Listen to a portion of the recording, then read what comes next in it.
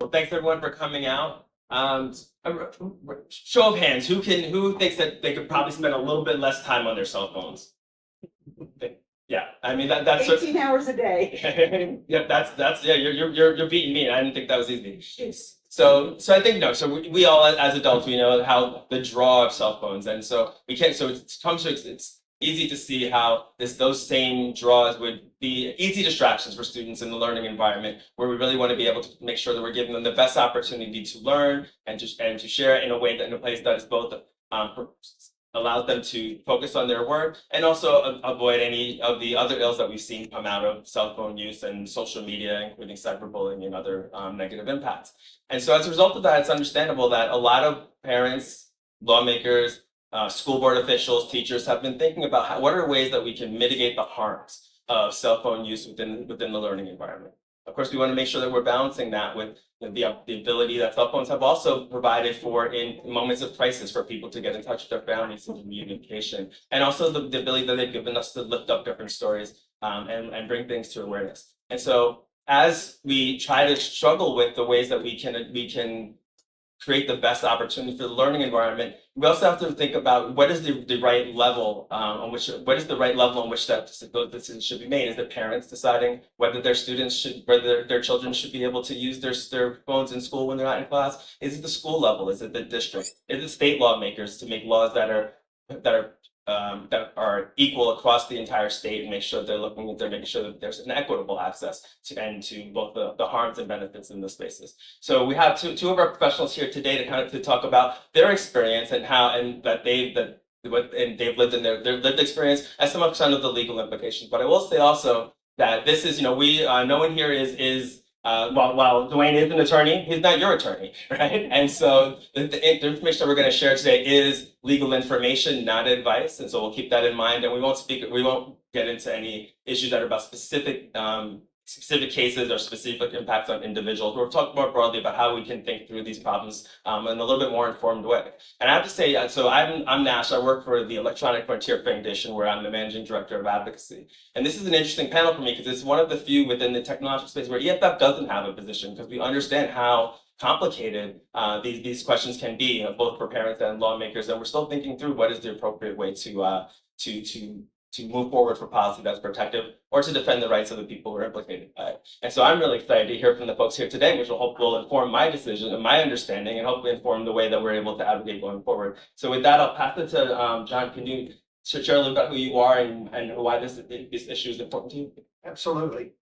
I'm John Padfield. I am a former electrical engineer. Spent 2 terms in the Indiana General Assembly, and then I became a business professor. So I've seen the world from many points of view. But most relevant to this conversation, for the past 12 years, I have been a board member of a Christian school in Indiana.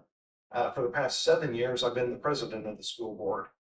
We're a K through 12 faith-based school. And as a school board, a little over 2 years ago, the beginning of the 2023 school year, we implemented a cell phone ban at our school. And I will share more about that as the panel progresses. I'm not saying it's the right solution for everyone, but it worked well for us. And my name is Dwayne Goetzel. I'm a lawyer from Austin, Texas, and I come at this because my kids seem to have this device surgically attached to their hand at all times, regardless of what I say.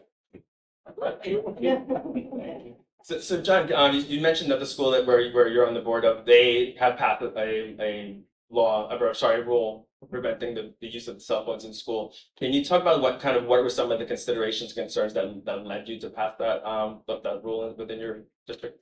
Absolutely. The school board that I preside over, there are 7 school board members, and we have a superintendent who administers the school. We have a high school principal and then a middle school elementary principal. A little over 2 years ago, teachers were bringing us concerns about how distracted the kids were.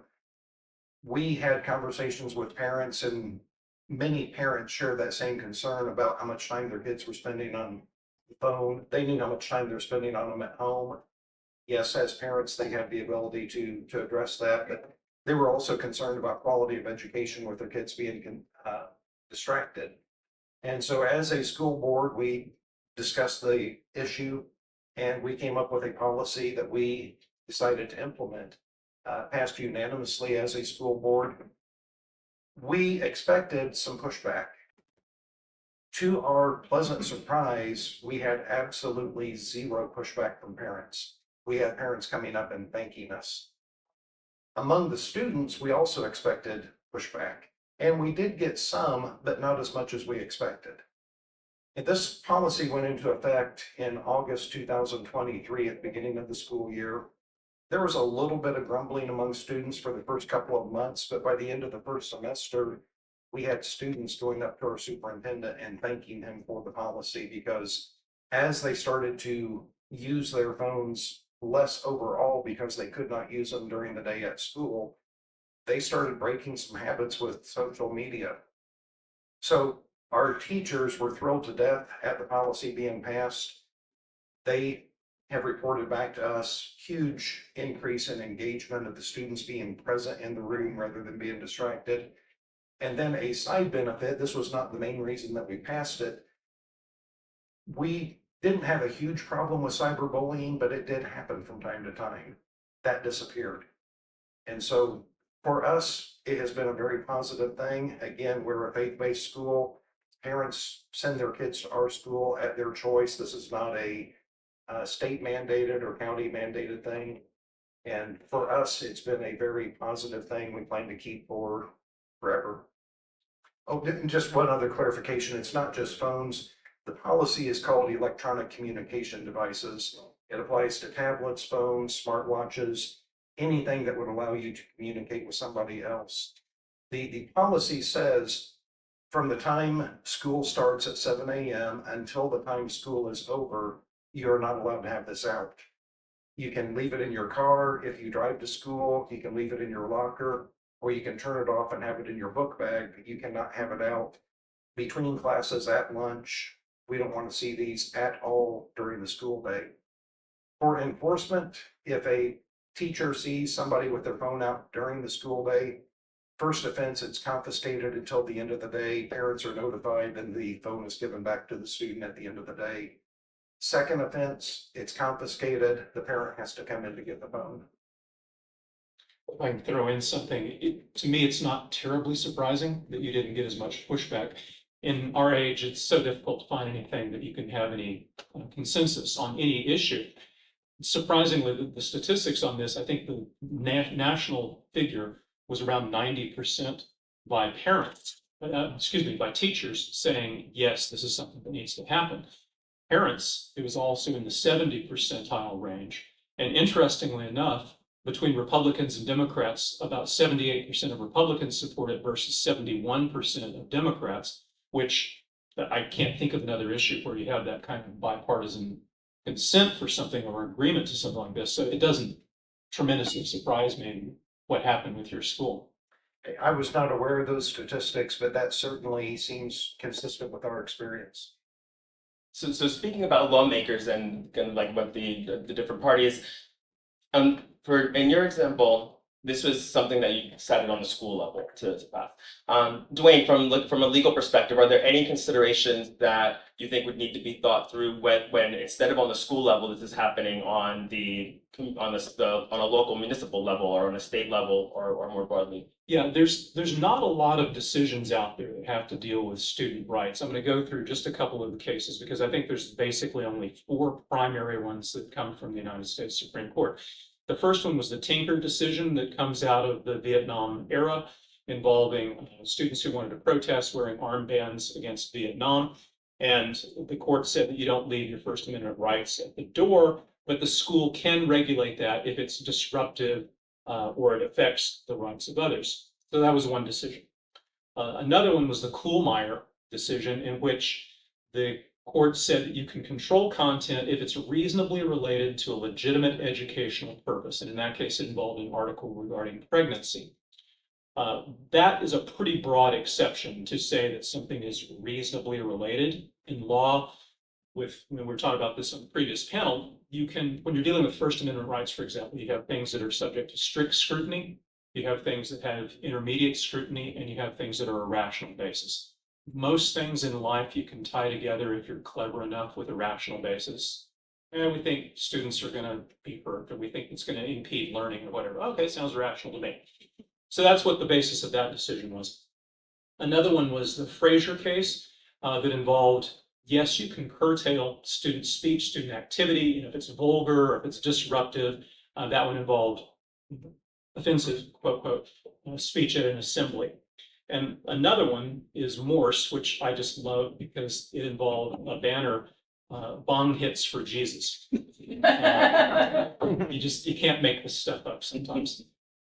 And the court said, yes, you can limit if it's advocating drug use and so forth. So putting all of that together, what do you have from the guidelines of the court is you can regulate student speech if it's vulgar, lewd, or disruptive, if it's during school-sponsored activity, if it's something that advocates drug use or is otherwise deemed to be harmful, reasonably related to impeding educational purposes. So all of that is a really long-winded way of saying that if you, using these principles, if a school district, local, state, whatever, is saying, we think cell phone use during school needs to be banned because it is rationally related to an educational purpose, they probably have a decent foundation, certainly in the current environment that we're in, to say, yeah, that's probably good enough. Now, up to now, it hasn't been a federal thing nationwide, whether it should or shouldn't, we can argue about. But is there sufficient basis to do it in the law? Yeah, I think so. There's always going to be exceptions. There's always going to be reasons why that hopefully would apply. But I think the foundation for that is there. So, it's interesting. Yesterday, I was standing in the line, and we're going to answer some questions at the end. I'm going to make sure we save some time there, so thank you. I was standing in line, waiting for some coffee, and the person behind me, sparked up a conversation as you do at DragonCon, and she mentioned I mentioned this panel today, and she was a teacher, and she mentioned that she was also a parent. And in her school district, there was what we call a bell-to-bell ban, where it wasn't just during classroom time; it was from the beginning of the school day until the end. But as a parent, she also wanted to make sure that her child had access to her phone if there was a crisis within the school, or if there was some other reason that they needed to get in touch with them. And she mentioned that a lot of the students in this particular school, where there was a ban, that they were hiding their phones in their lunch boxes or in their backpacks. Now, a question that occurred to me is, in an incident where maybe a student had their phone accessible to them and an altercation happened, maybe between a teacher and another student or otherwise, and they pulled out their phone to record the incident. And the phone was, it seemed seemingly if there was a ban in the use of the school might have a justifiable reason to confiscate the phone. Are there any, at that point, what might be the concerns around, rather than just confiscation, but data, looking through the phone and either viewing or manipulating the data on the phone? Are there any protections there? Well, that kind of gets into our privacy discussions from other panels. And I guess depending on how cynical you want to be, whether the government has a right to scoop up the data from a cell phone for a police investigation and so forth. And this happens if you have an encrypted system, the security apparatus wants that information, wants you to provide the information, goes to the cell phone carrier, et cetera, to try to provide it. So the short answer to that is I don't really know, because you have all of these disparate goals and aims. Is there a legitimate security purpose with your example? Sure. Can that reason be abused for something else entirely? Sure. It's a tough one, right? It's a really tough one. See how that one plays out. Did you want to wrap it up? Yes, I wanted to just read a very short piece of our policy because it addresses that. Our policy is basically bell to bell the entire school day. You cannot have your phones out. Students can have them turned off in their backpack. So as far as accessibility, in the event of a worst case scenario, an active shooter or something, they do have their phone, and of course policy would be waived under such emergencies. During the normal school day, if there is an emergency with that student's family, it's in the parent handbook, because we have a parent handbook and a student handbook. It's in the parent handbook. If there is an emergency and you need to reach your child, call the office, we will convey the message. will bring the child down to get the message. As for the use of the cell phone, just want to read the last piece here. Students are prohibited from using electronic communication devices to capture, record, or transmit words and or images, picture or video, of any student, staff member, or other person in the school while attending school-related activity. So this would be even during a basketball game or a play or any other extracurricular activities.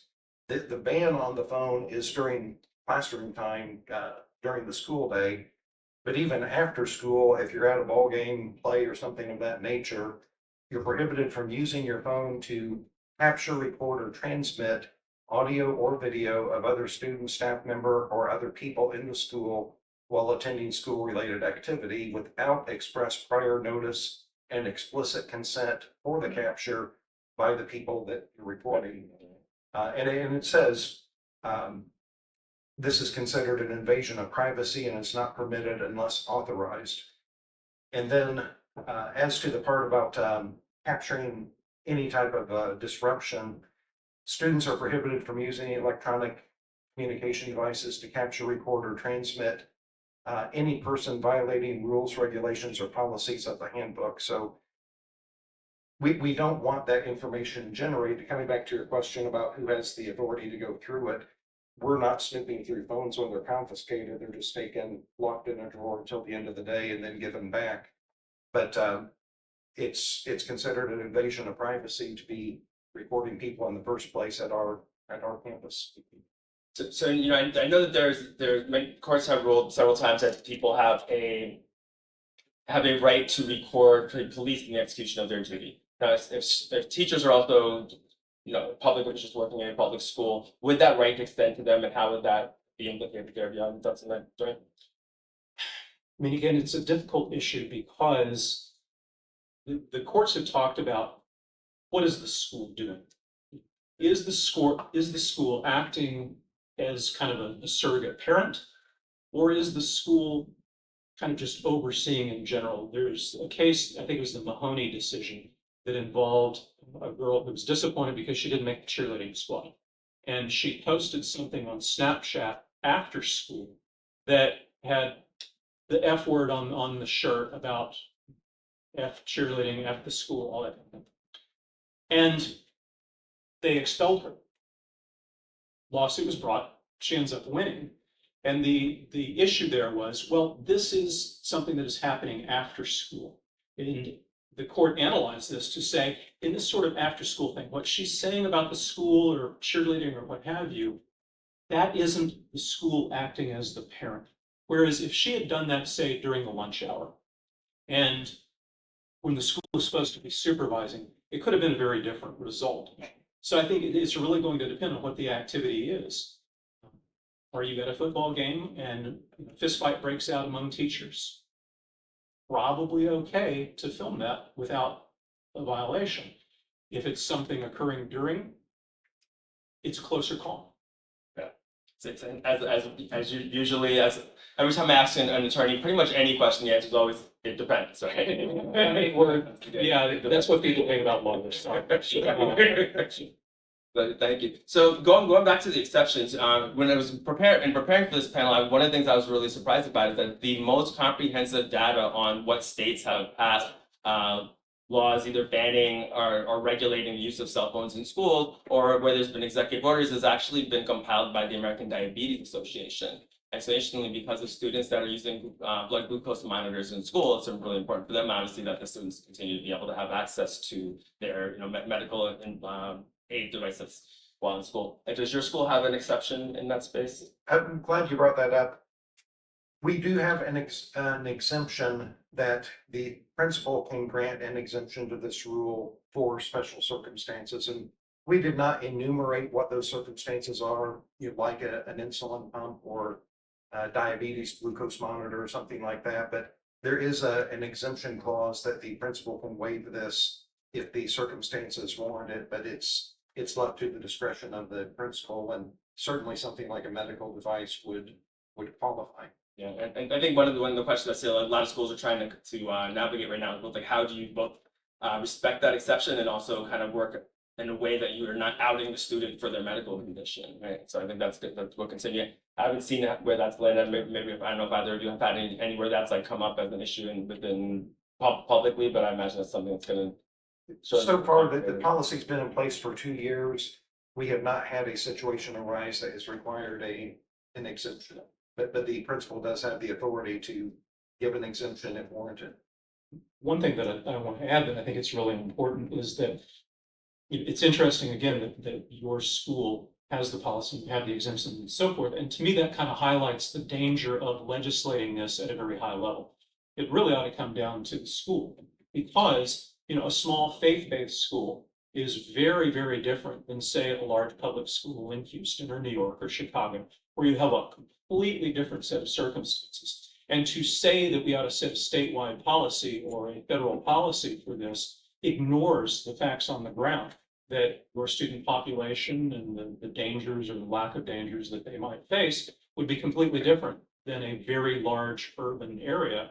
And hopefully, and I have not heard whether this is something that is under serious federal consideration, but hopefully they will remember that we do live in a federalist society where states and local governments are supposed to have some measure of control over things that affect them and let the schools decide what's best for the school, what's best for that student population. Can you share a little bit more about what you think where some of the differences might be in execution in a rural area versus a like urban area? Well, I mean, just to paint with a very broad brush here, you're not going to have, a lot of gang violence in a farming community, for example.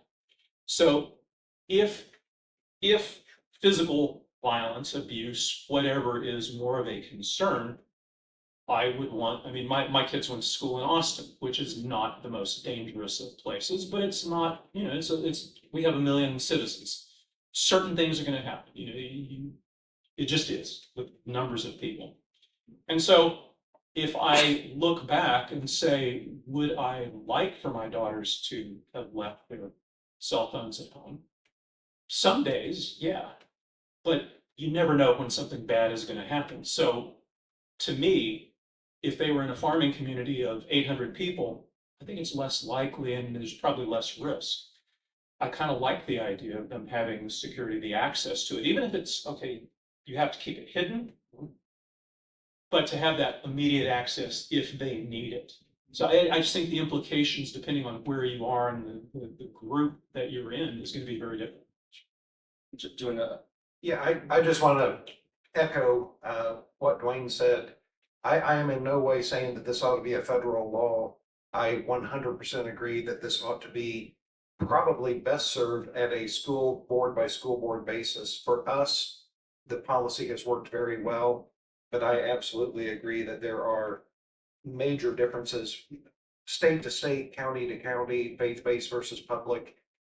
There are so many different permutations out there. I am not saying this is a one size fits all, but our experience has been very positive with it. So, I think like in most things, we see it certainly in the surveillance space all the time. We assume what the outcomes, we assume what the technology, or we're sold what the technology will do. And similarly, there's been research that has shown that not having devices in the classroom and not being can be helpful. There's also, we live in a society where I use my cell phone. If I have a math problem that's too complicated for me, I'm going to use my cell phone, right? I have questions of my device all the time. And so there's also a question of is there a benefit to, teacher regulated use in the classroom, right? And teachers allow the opportunity for students to be able to understand how to use their devices responsibly and how to use them as resourceful tools rather than, and also be able to source through information that they're getting through their devices and what is valuable and what is not, right? We live in a time of, a lot of misinformation. So as you're looking through what the policies are implemented, what are some things and are there any metrics that you'd want to look for in the future to see whether or not the policies are being effective? Great question. We've been doing this for 2 years. We have been seeing our scores come up year over year because we do have standardized testing. I am not making the claim that scores are coming up as a result of this because there are many factors that impact standardized test scores. But I will just say that there is correlation. They are going up since this, but That is more likely due to some of the other things that we've done as a board, some programs that we put in place to assist struggling students in math and things like that. Thank you. Yeah, I mean, it is a great question.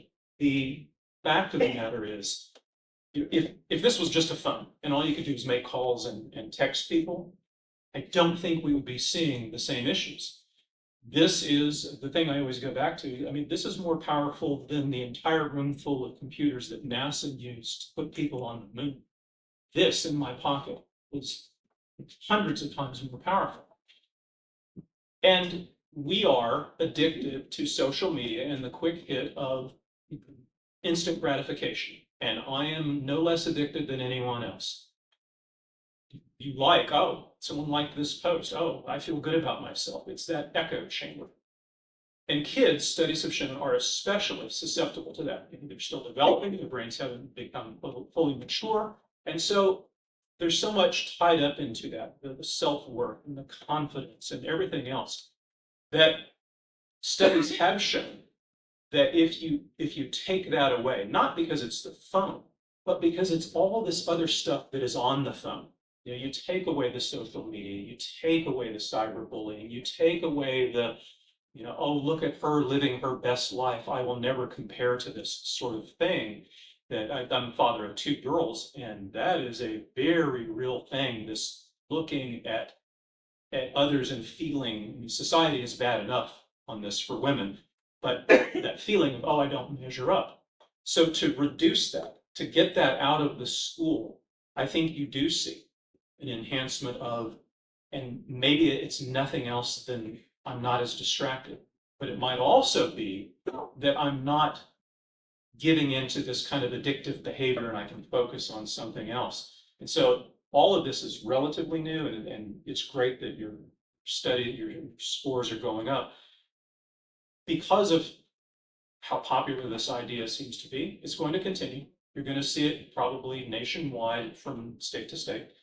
And it's going to be interesting, but I suspect the positive effect will be because you're going to be able to focus and concentrate instead of the squirrel effect that this gives everyone, self included. If I could just add one more comment to that, I agree with everything that you just said. But the other benefit that we saw, it's really neat to walk into the lunchroom and hear conversation. That had gone away, or largely gone away. But when you're not sitting there staring at your screen, you're actually looking at the person across the table from you. And to hear conversation, and I think it's elimination of distraction, but it's also promoting connection. Yeah. And real life face-to-face connection that has become increasingly rare over the last 10 years. If I can just add, I 100% agree. I'm a music lover. I love going to see live music. You can't see live music now without a thicket of cell phones being held up filming it. Nobody's actually living in the moment enjoying the music. They're filming it so they can pretend that they enjoyed it in the moment later. It's kind of the same issue, right? Of live in the moment, not recording it, not electronically. And yeah, people will sit right next to each other. That was funny. Yeah.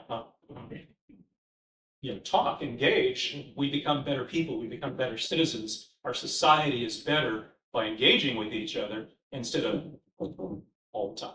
It's funny. There's an Instagram creator, ironically, that I follow, and he did a video where he's talking to his son, and he said, you know, when I was young and I did something wrong, my mom would tell me I couldn't go outside, and his son's like, why is that a punishment? And later he's like, what if I told you you couldn't come inside for 3 hours? He's like, well, that's a proper punishment. So it's funny how things have switched in that way. Right. Yeah, I couldn't get my daughters to go outside for anything when they were young. My oldest, she decides she's going to move to Colorado because she wants to be outside. And I'm like, well, what? You wouldn't go outside for anything when you were young. Go figure. So yeah, so I know I saw a couple of hands up. I do want to open up to make sure folks have an opportunity. If you want to come up to the mic so we can hear you, that'd be great.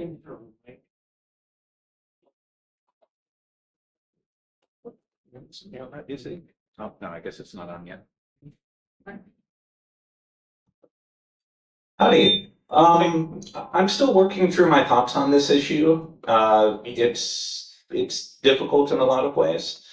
But one of the things that I imagine might build even more solidarity with the students would be to potentially have a similar restriction on the teachers and other school staff. And I'm wondering for public schools, because I know with private schools, things are not as regulated because they're not government actors directly, but are there legal are there legal difficulties with potentially imposing such a restriction on the teachers?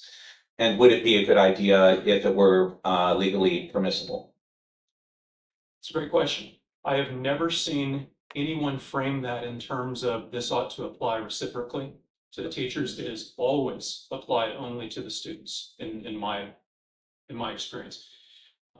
I think if you have an employment contract, it's easy to resolve. You put that in contract and that becomes what's binding.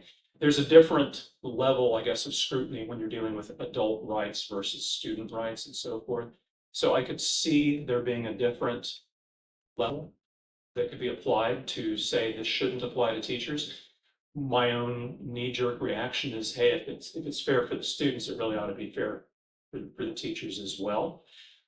That's hardly a legal position, but I assume that because of kind of like the locus parentis or the local parent kind of power that the school has, certainly that would be different as far as the First Amendment rights of these teachers. yeah, it could be, sure.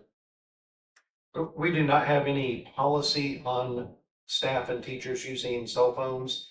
However, there is a very clear expectation that they are to model proper behavior. So it's really never been an issue. Certainly not Instagramming while the students are going, hey, what about that? Please. Hello, my name is Paige. I live in Decatur. I use they, them pronouns. I work at a state school for the deaf. And Georgia recently signed into law a statewide ban on schools K through 8. And so I'm curious with your discussion of it, of your perspective of having it on the more local level. Do you foresee any challenges to that law from local school districts? Sure, and not to be flip about it, but this is America. Anyone can sue at any time for any reason. Someone is going, and I don't know the Georgia law. I don't know to what extent they've built in exceptions. That's probably the most legally sound basis to object. My kid has diabetes. We need access to medical care. We live in a more dangerous city. We've had instances of active shooters. We need to have the ability. So I can see that being the logical, most expected route. Thank you. Yes, please.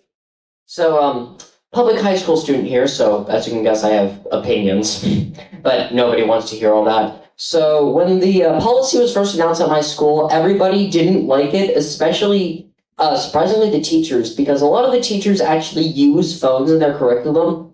Like, for example, we do presentations in my engineering class, and the engineering teacher was talking about how are we going to record our presentations, and the journalism class uses phones to record, like, interviews and take photos and whatnot. So I was just wondering, how would you tackle phones are allowed for use only for educational purposes kind of thing? How would you, say, all right, this is how we're going to manage it? In terms of electronic devices, all of our students have laptop computers. So it's real easy because it's hard to sneak a laptop. When the teacher says, close your laptops, a quick visual check and you know that you've got them all put away. As for doing the recording, I am not aware of any instances where that has been an issue. We do not have a media arts program or anything of that nature. I know that there are some classes where there might be a recorded speech or something of that nature. I think that would fall into the area where, if necessary, a principal could grant an exemption if that was something that a teacher wanted to do in class. Yeah, and just based on the law, the cases that I discussed earlier, the decision-making really comes down to, is this something that is disruptive to the educational environment for everybody? So a teacher filming the curriculum, providing the curriculum, is for the purpose of education, not to disrupt. Whereas someone doing something on Instagram or FaceTiming friends or whatever can be. So in your example, I think the way the chips would fall on that is it's not something that is disruptive at all. It's something that is part of the educational process. And so I'm sure it would be given a pass. So I'm actually heavily building on what this young man just said, which is, so I haven't been in a classroom for a while, but the last time that I was, it was shortly pre-pandemic. But it was in a third grade classroom, and it was even at that time fully technology integrated. So even during in classroom, class time, like most of their assignments, they were utilizing tools like Google Classroom, their email, like different online educational programs as part of their daily lessons.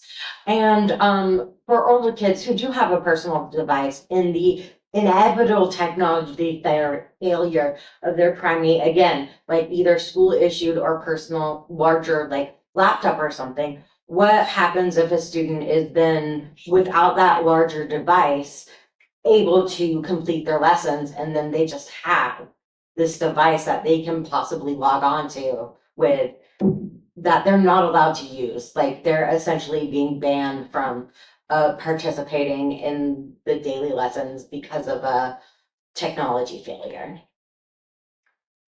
All of our students have school issued laptops.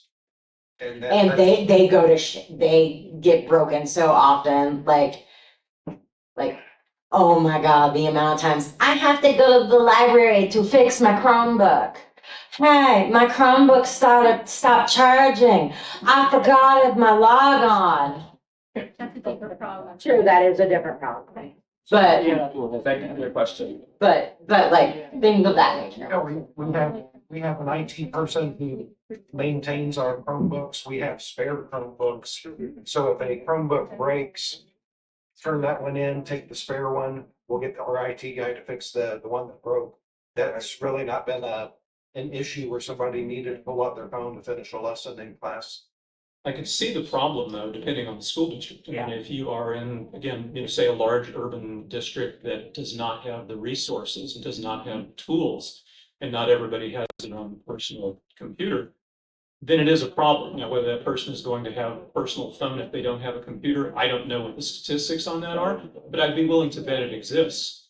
That's, again, kind of the reason why you don't want to legislate across the board for everybody. You need to have school districts that can say, you know what, 30% of our students don't have computers, but 90% of our students have phones. So therefore, we need to build that in and make that an exception that, yes, you can use it for educational purposes, but then include the reasons why we're trying to filter this out and say, you can use it for educational purpose, but you can't get on FaceTime, you can't do Instagram, you can't do all of these other things.